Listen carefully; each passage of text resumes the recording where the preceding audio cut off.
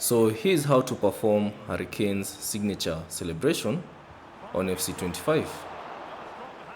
So his signature celebration looks like this. Let me show you.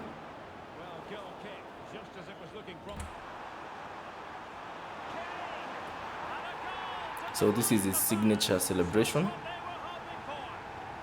and you can do this with any other player.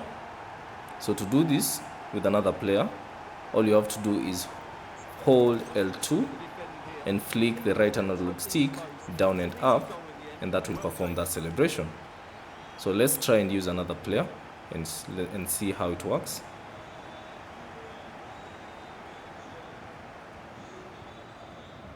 Dortmund unable to retain possession.